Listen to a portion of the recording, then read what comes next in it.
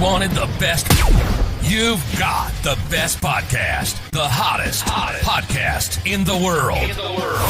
The Chris Voss Show, the preeminent podcast with guests so smart you may experience serious brain bleed. The CEOs, authors, thought leaders, visionaries, and motivators.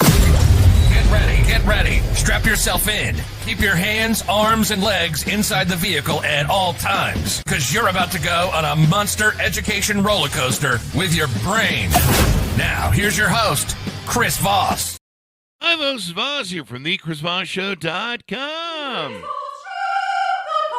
Well, there you go, ladies and gentlemen. There are ladies things that makes it official. Welcome to 16 years of the Chris Voss Show with over 2,200 episodes. Be sure to refer the show to your family, friends, and relatives. If you don't, Santa might not bring you what you want for Christmas. By the way, if you're watching this 10 years from now on the YouTube channel, which just turned 18 today. I logged in about 1 a.m. last night, finishing up some work, and YouTube's like, did you know you're 18 years old today? And I knew it was, 2006.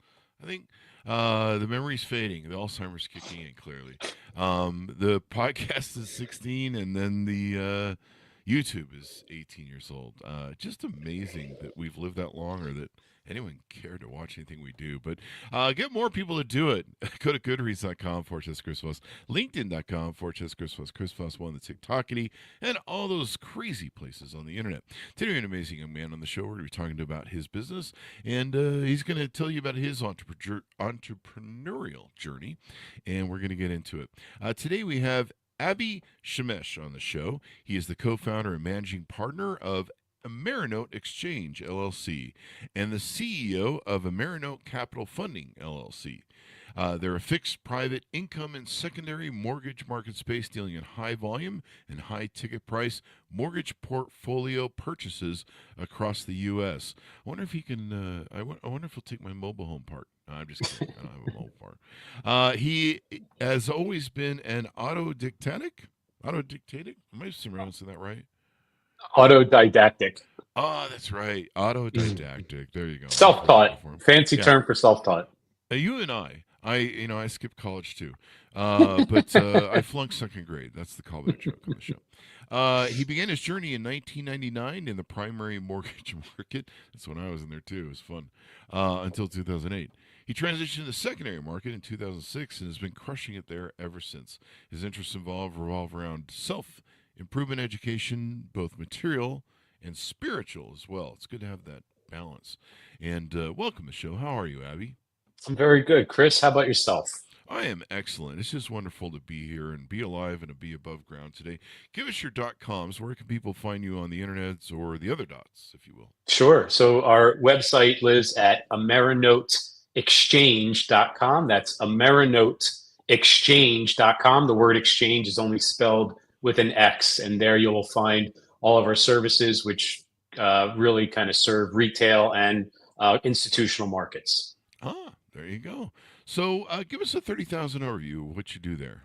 Sure. So we are, simply put, we buy and trade mortgage loans, right? So, Wells Fargo or Bank of America or Mr. and Mrs. Smith down the street will originate a mortgage. And typically, most mortgage originators, most mortgage lenders, it's like a conveyor belt, right? They'll go ahead and they'll crank out these mortgages, maybe 1,000, 2,000, 3,000 a year, whatever it may be for the larger outfits, and the smaller ones, just a couple a year perhaps. And, typically they don't hold those mortgages to term, right? So they'll go ahead and create those loans, and then they'll offload those loans to an investment firm like ours. And I'm sure a lot of people watching this have received a letter from Capital One or Chase saying, hey, hello, this is a letter letting you know that we sold your account to XYZ company.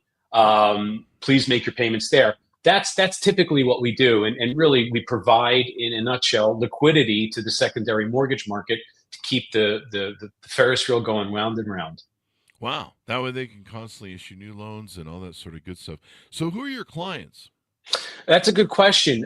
For the first, from 2006 to probably 2012, so with 6-7 years, our clients were literally Mr. and Mrs. Smith down the street that seller financed a property because they took back a mortgage loan so they seller financed the equity in their property when they sold their house, and they got the down payment. They started collecting payments over maybe a 10, 15, 30-year loan or period, and inside of year 3 they realized that they don't want this money trickling in.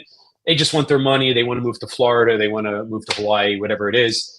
And they contact a company like us, and we would buy their I'm just using an example, their $100,000 loan for $95,000 today, so they don't have to wait 30 years to collect the 100 plus the interest. So they definitely lose some interest there, but what they gain is that financial freedom to move on with their financial goals and so forth. That's one customer base, and that's still about 65% of our customers, which is that retail private lender market. And then on the flip side of that, it's banks. It could be credit unions, banks, brand name banks, off brand name banks. We deal with pension funds, hedge funds, all of the Wall Street adjacent players, and these are mostly large tranches, large portfolios, large pools of mortgages that get traded either through us or purchased by us. Oh wow! So it says here you take loans from $25,000 up to $5 million on one given loan. Yeah, that's one loan amount, right? So we could typically now go higher than $5 million, but just to give you an idea, in 2023, Amerinote Exchange transacted on about $257 million on one. It was one transaction broken up in 6 bite-sized portions. So we call them tranches. So 6 tranches, one bank, $257 million. So we had to take that down in sections because of the capital market.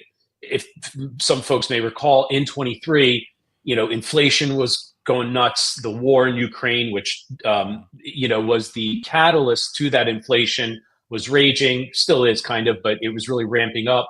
And that created a bottleneck in the capital market. So banks were, the banks that couldn't use government funds like the Bank Term Funding Program came to companies like us to alleviate that pressure. There you go. Do you deal with, I notice here you have a 96% closing ratio. Do you guys deal with just A paper then, A quality paper credit? No, that's a little bit of a hack there. So 96% closing ratio doesn't necessarily mean that we're buying every single loan. Like 96% of the loans, like let's just say 9 out of 10 loans that come across our desk, we can buy in some form or fashion. It may not mean that we can buy the entire loan at once. In the private space, there's something called a partial purchase. So you have a full purchase, which means we buy the whole loan, you assign the whole loan to us, you move on with your financial goals, we move on with the loan. There's also something referred to as a partial purchase, and this is on the retail side only. So banks don't necessarily deal in this section, but a partial purchase option would be if you have a 27 years left to collect on a mortgage, right? You collected the first 3, now you got 27 on a 30-year left. And we make an offer in 27 years. The seller's like, nah, it's too low. I don't like it. Well, I go, okay, Mr. Seller, or our team would say, okay, Mr. and Mrs. Seller, we can buy a bite-sized portion of that loan. So we can buy the next 7 years of payments for a much higher percentage. And then on 7 years and 1 month down the road, everything, and I mean everything, will then revert back to you, principal, interest. It all happens automatically, and it happens on our dime. And that's called a partial. And that's that. If memory serves, a little bit before my time, but that type of option has been around since the 70s, when it, which kind of originated in the Carter administration with the inflation then, and that's when the seller finance market really blew up after, World War II, which of course, the only way to buy a house back then, pre-World War II, was seller financing. Yeah, isn't that crazy? Yeah. Crazy. Yeah. Yeah. Times have really changed. Times change. Times change, and everybody has fun with it. So tell us about your entrepreneurial journey. How did you get down this road? Did you have influences from your parents when you grew up, or family? Yeah, that's a good question. My father came here first generation. So I'm first generation on my father's side, and second generation on my mother's side. And my father came here as an electrician. He was an electrician when he immigrated from Germany by way of the Middle East. And When he got here, he immediately started working for an electrical contractor as an apprentice, and not so long after, he started his own business. And really, we really take for granted in this country, the best country in the world, in my opinion, the ease in which one can go down that entrepreneurial journey. And we were just in another country in Europe, as a matter of fact, a couple of weeks back, and I said to my wife, it's just not America. I mean, no dig on Europe. I love it. The food's great. The coffee's great, but it's just not. Food's great, believe it or not, in some parts anyway. London? I was not in London. That just, okay, you were in England. I was not in England. So, but I will say that it was it was a I learned a lot as far as kind of pulling yourself up by your bootstraps from my father, and watching my father's work his own business. He wasn't the best at it, meaning in the sense that he was very good at being an electrician. He wasn't very great at setting up SEP IRAs and payroll and all this stuff. And I learned a lot from his mistakes, I guess you can say, if you want to call them his experiences. We'll say payroll. Are we supposed to pay people around here? Are we even supposed to be paying you guys? We've been giving you goodwill checks. But so did you identify that early on, where you're like, I don't think he understands, the money part, maybe? Yes, very early on, it was very, very apparent. My family grew up in a very middle class area section, Northeast Philadelphia. So the greater Northeast of Philadelphia, it was a very blue collar area. We had a lot of police and firefighters on our street. He blue collar, very blue collar, and everyone around us had, for instance, a lot of my friends growing up, their parents got them new cars when they turned 16.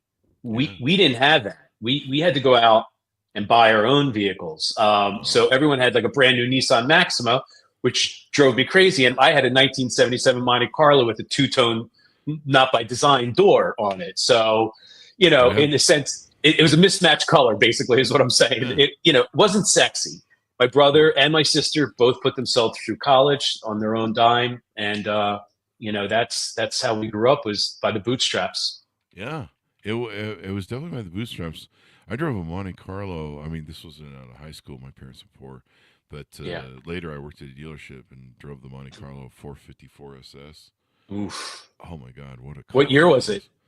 I don't know. When it first came out, and then they did a truck. Right. The 450 SS. Whenever that 450 SS, 1987. It's a great engine. Yeah. It's amazing. If you wanted to pass somebody on the highway, you were on a 2-lane highway, you wanted to do that passing that you do in rural areas, you would just, get ready to go, and you just punch that gas, move to the left, and you would be around them in seconds. That's right. Yeah, we we did we lived in, and I can kind of get into this. We were nomads, my wife and I, in the mid 2000s, riding around the country in a motorhome, and we had a 454 underneath the hood. Easy to work on because I was very familiar with it, because my neighbor had a Corvette. Was the Corvette had the 454? Yeah, and a great engine, simple to work on, more or less. Yeah, compared to what's now, Jesus, wow. Yeah, dude, you need computer. Yes, sir. So how'd you get in the mortgage business then? It's funny, I was out of high school, in autos. I was kind of bouncing around, but I've always dealt, my superpower has always been interfacing with people, right? So that really kind of morphed into sales. But I was, in the automotive, I was selling cars in Jenkintown, Pennsylvania, in the mid 90s and early to mid 90s. And, I sold a car to a guy. He was telling me what he was doing with real estate. A couple of years, that piqued my interest. And then a couple of years later, especially after the Clinton and Gingrich paired up to repeal the Glass-Steagall Act, which put a firewall between commercial and investment banking. And that's what Roosevelt put into place. They removed that firewall, which then created the environment for the pump, the mortgage pump in the early 2000s, which they were just hiring here's a mirror, sir, breathe on it. If it fogs up, you can be a mortgage broker, basically. You know, It was that way. Yeah. So I got recruited by a company, and the rest was history. I started as a junior loan officer, and I was like, I'm not going to be doing this forever. And it was kind of true. We used to have, believe it or not, so we used to have banks come to our shop and say, hey, what kind of loans do you have? This is our new loan product. You need this credit score, this, blah, blah, blah, blah, blah.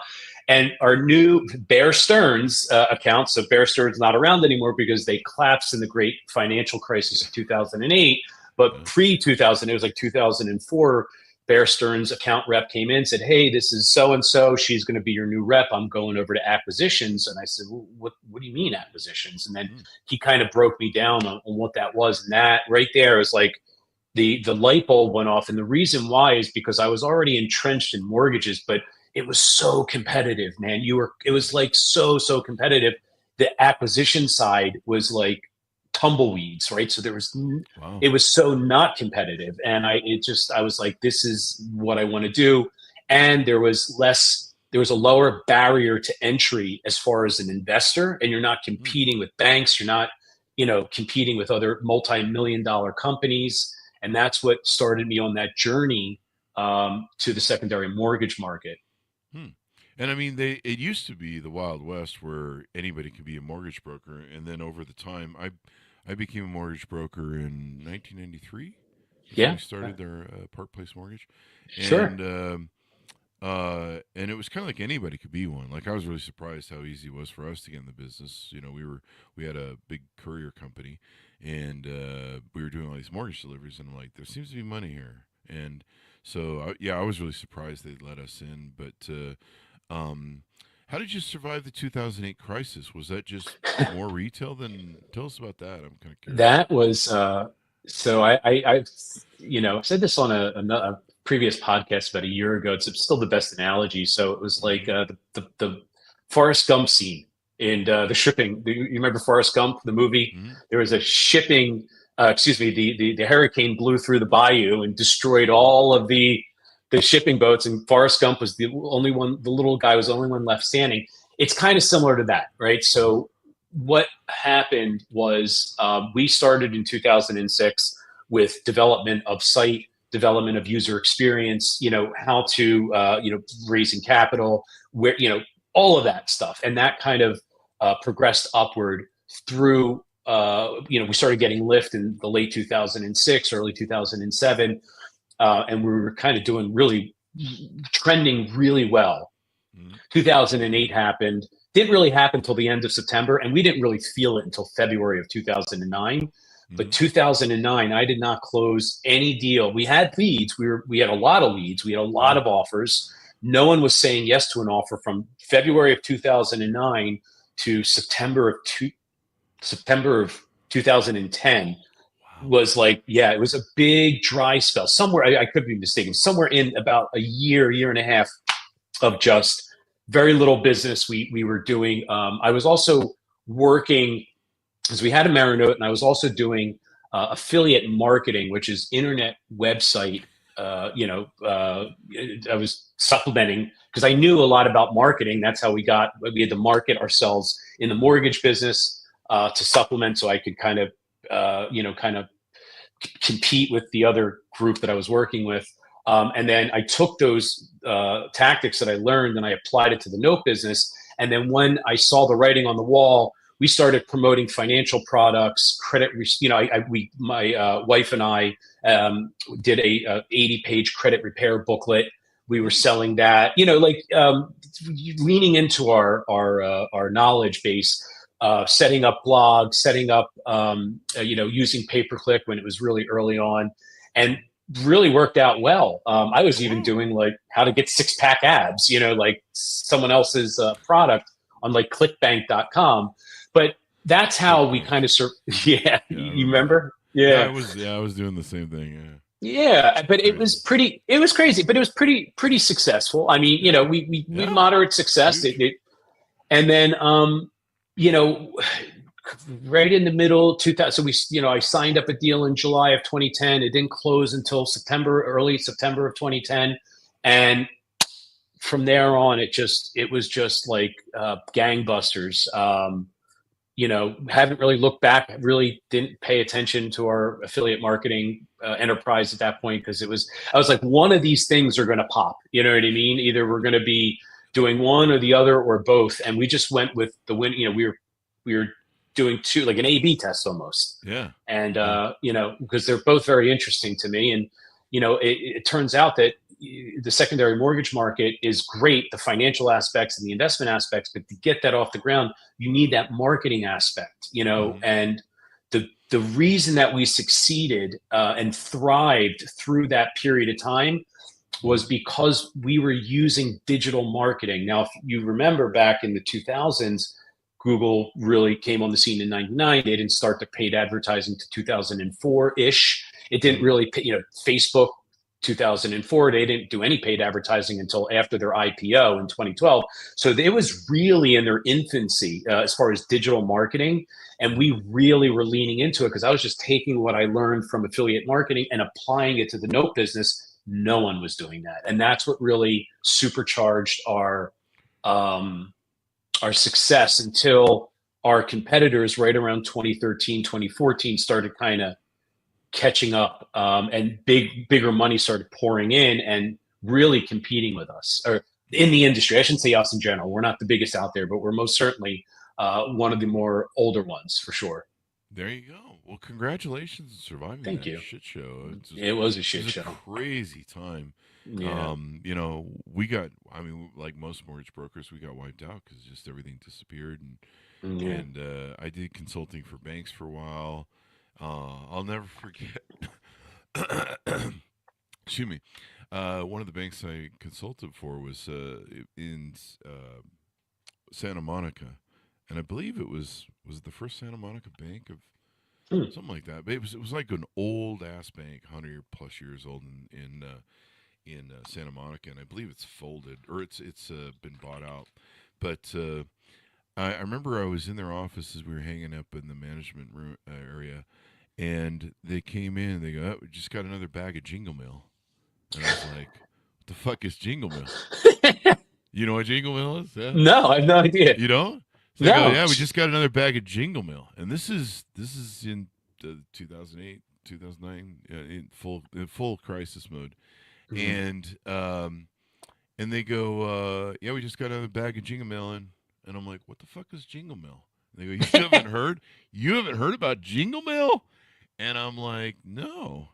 And and they go, "We have so many people that are just saying fuck it and throwing their keys in the mail to us telling us it's your home now. Have fun with it."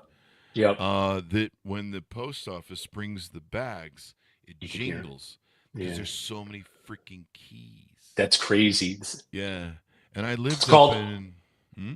I was going to say they called it a strategic default. That was the technical term, strategic default. It's kind of crazy. And then I lived in Vegas at the time, and I'd flown down to there. But in Vegas, I lived up in the far northwest in an area that they've just rapidly been splashing up homes. Is that Henderson? No, Henderson. Henderson the other the side. Complete opposite. If you jumped all the way over the valley, you'd hit both places. Gotcha. And so up in the northwest, the streets became a ghost town, and about 1 out of every 4 homes had someone in them. Yeah. So I would go walk the dogs, and people would come to my house and hang out, and they'd be like, "How come in the middle of the day there's all these crickets chirping?" And I'm like, "That's not crickets chirping. Those are the fire alarm batteries that have gone out." Oh, wow. And you go out on the street and you just hear beep, beep, beep. That's crazy. Vegas got hit hard. I'll never forget. Stockton, California, San Bernardino, California, Las Vegas, and Miami, Florida were ground zero in the sections of the countries, in their respective sections of the country. And the one state, the one primary state, like Nebraska was fine, Idaho and, all the Dakotas, they were all fine. But Texas didn't feel a thing from it. It was so I'll never forget that. Yeah, it was so insane. Yeah. And what was the other thing that was funny about that time? And then we started having the break-ins for the Hmm. squatters started moving into the homes. It was crazy. Wow. And there was just so many homes they could move into. If in fact, when I moved to California, squatters broke into my home. They saw the garbage cans out front with crap in them. That it's clear I'd moved. And but yeah, it was an insane time, but it was kind of nice actually, walking around and stuff. But you just walk around. I'd walk around my dogs around the streets, and it would just be like a ghost town. That's It's like creepy. it's like Very creepy. it's almost like a zombie sort of apocalypse sort That's of right. experience. That's And right. yeah, I was lucky. I sold my home in Utah, moved down with three investors. Well, it was three including me, to to invest in mortgages and buy houses in Vegas because it was just going crazy. And they would have a line out the front door of the model home of the subdivision, and people were sleeping overnight. And every 3 or 5, I can't remember if it's 3 or 5 now, but it was every 3 to 5 people who bought, they would keep increasing the price every 10,000 up. I Wow. mean, you had people buying homes that were $1,000 a month over what the market would pay to rent them, Wow. and they were just doing on those, the no down, Yep. Nina, no yeah, interest, no negative M, assets. Yeah. Yeah. Yeah.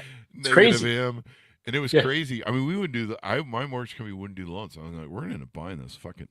And so I moved to Vegas with my investors when and this is like the peak of the market. And I started investing, or I started interviewing realtors and going to realtor brokers and going to lunch with them, and one of them said to me, she goes, "This is going to pop. This is a bubble." I was like, "What?" And she showed me the history of how 9/11 had caused everyone expected recession. They pulled back their building permits and all the Mm, plans they had. They put mm, them on hold for several years, and it created this inventory hole that was moving through the system. And she mm. goes, see how inventory is catching up to demand, and it's going to overhit. They go, that's when the bubble's going to pop, and it's now. Wow. And it was crazy because I was like, shit. But fortunately, I'd sold my house, so I was like renting when we came down. We rented some mansion, and then Sure. and then and then thankfully, us as investors, we didn't go into it, and I came home to my people and went, it's gonna fucking blow. Like this thing's Wow. gonna blow. What And do you when remember when this was? I don't know what exactly it was, but I think it was within the next 6 months that the collapse started, or the next Right. year. So it had to be 2008, right? Yeah, when Yeah. things melted Yeah. down. September But 15th, 2008. yeah, it was Yeah. it was crazy. But I think it was couple years before that she showed it to me, and it Mm. was it was the peak. I don't know. It might have been 2007. I'd have Yeah. to go No, there back was, yeah, there was smoke in until the air. yeah, Yeah. yeah, there was. And there was people That's writing blogs. Some of the real estate agents were going, "Is there going to be a broke pop here?" So people listening to this, who are your clients and how can they reach out? I see you can get a quote, what you buy, sure. get in touch, things like that. Sure. So our clients, just to kind of describe again, are folks that are, sold their house or inherited a mortgage that they're now collecting payments on that they Mm, don't want anything to do with for whatever reason whatsoever. I mean, it could be an inheritance, it could be, lifestyle change, it could be, investment opportunity. What they'd want to do is they can simply go to Amerinote Exchange. Again, the word exchange only spelled with an mm, X.com. Any top right hand side of any page, you're going to see get a quote. You click on that. It's a very simple questionnaire, maybe 10, 12 questions. Four of them are personal, like name, address, excuse me, name, email, first, mm. last name. Hit submit, and then our staff, our trade desk, will get on that immediately. And it's typically about 2 business days to get a quote, and typically about 3.5 weeks to get the money thereafter. But it's very, very similar to the same type of process that occurs if one were to walk into a bank and borrow money for a piece of real estate. The only difference is that you're not under the microscope. It's the actual property value. Is the title clear? Mhm. What the documentation, and really that's it. Oh wow, there you Yeah, go. pretty And then simple. probably all the stuff filled out. Remember that thing where they hadn't even filled out, or are they fake signatures and shit on Yeah. Oh yeah. mortgages? Remember those deals? Yeah. And 2008. that's that. There's still. We just. It's so funny you mentioned that. Just real quick, we just received a $90 million portfolio that the guy wanted to sell for 18 million, right? It's a portfolio of second liens, all originated between 2004 and 2007, and 60% of it was that. And there's actually companies out there that will buy that for pennies on the dollar. We're not one of them because we're not in the business of it's more like a collection at that point. Yeah. The notes are lost, some of the people are dead. We buy the actual secured instrument. We don't buy something that gets referred to a debt collector, and then you have to call the person and compel them to make the payment. There you go. That's kind of an interesting business. We had one guy who does that. Well, he doesn't do that as a job, but they do buy notes. But they found that since they're the financiers on the notes, they can deal with some of that. And Sure. so they've kept defaults from happening, which is kind of cool. That's right. It's an interesting story, and I was like, Yeah. wow. And they're like, yeah, we'll work with them. There's no reason to force them into, if we can figure out a way to work with them. And it used to be back in the day that mortgage companies had this rule that they wouldn't allow you to pay less than the mortgage payment, because That's right. if you do that, it establishes the new it writes a new contract over time. At least that's the lawyerese of it. And so if you do that, then that can become a permanent thing. If you accept $700 for once or twice, then you've established a new contract that an attorney can argue, I guess. That's right. But yeah, so they figured out a way around it where they just go, no, if we want the guy to stay in his home, and you want someone who feels like they have an ownership in the home over a renter, and they'll work with them on it. And I was like, wow, that's pretty. It makes sense. Why? Sure does. Why throw the baby out with the bathwater if you can? We do the same thing. We really? absolutely, in the sense that we'll work with them, and we're not in the business of taking properties. We want that monthly payment, right? So if we'll buy what is called a modified loan or a sub-performing loan, where you have two payments on time, and then it goes late for 4 months, and then another payment, and then it's late for 2 months. That's referred to as sub-performing. Or someone who's in a significant hardship that just completely the wheels fell off the bus. We buy that loan as a non-performer. If we buy it correctly, we will then, the first thing we do typically is reach out to the borrower, try to keep them in the home. Because that's, the last thing we want is, 230 properties in foreclosure spread across the entire country. Now you got to manage properties, water, especially in cold areas, the pipes burst, squatters, so. Yeah. We like squatters. We want squatters. We want the paper, not the bricks. Yeah, so that makes sense. I heard that, and I was like, yeah, that kind of makes sense. I always kind of wondered why they want to throw it away, but I know banks, they try and keep that pure A paper, and they have to, because they got auditors coming in, and every month they're getting, or every quarter they're getting audited, and the financial, especially after 2008, the financial health of the bank is what keeps us in business, right? I shouldn't say keeps us, but it's a big ingredient into, like, right now, Q4 of every year, every bank is trying to get healthy for the new fiscal year. So right now we have the majority of our activity with banks occurs between January and March, and September and December.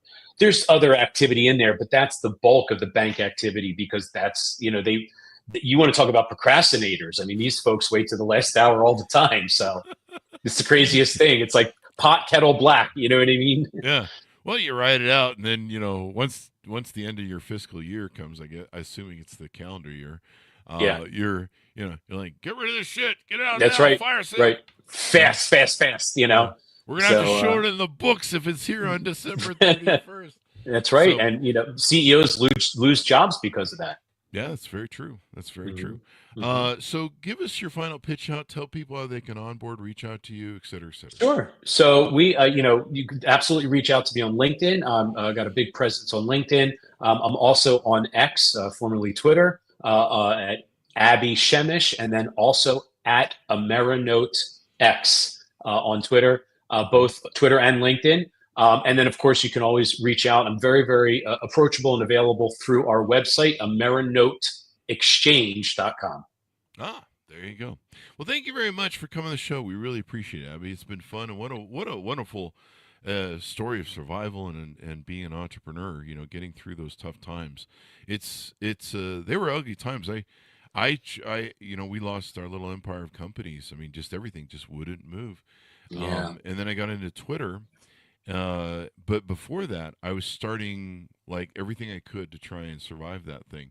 And at one point, we were starting all sorts of little companies. I was doing I think there was a thing where you would talk to people who are in default on their mortgages about trying to get Yep. a short sale. Modification. Yeah, Yeah. modifications. Loan Yeah, mods. Yep. and Yep. those I remember. collapsed. Yep. And it was, and so my friend said to me, he goes, you know, Chris, you've tried so many different ways to survive and just start new companies and try and just stay alive during this recession. And he goes, if it came out on the news that you had been an international arms dealer to try and survive, I would not be surprised because you were working so hard to survive. I mean, I was starting companies and trying to find something that would hit and get traction. Yeah. And Yeah. thankfully, I found Twitter, and we got good at it and tinkered with it, and then people Yeah. started calling us, going, "You're really good at this." So I think I was like top 1,000 person on Twitter at the time. Is that Oprah was right? barely joining, yeah. And Wow. and so people are like, "Hey, we'll pay you to consult on this shit," and I'm like, "Are you kidding me? Yeah, let's do that." And then Wow. social media burgeoned and all that shit. And we launched the podcast I adopted the Twitter in 2008, and then 2009 we launched the podcast and the Chris Voss Show and the brand and all that stuff. Yeah. There you go. All right, That's man. amazing. Well, continued success, Abby. We really appreciate it. Chris, it's been a pleasure. Thank you. Thank you. And thanks for tuning in. Go to goodreads.com/Chris Voss, LinkedIn.com/Chris Voss, Chris Voss One, the TikTokity, and all those crazy places on the internet. Be good to each other. Stay safe, or else don't make me come back there, kids. We'll see you next time.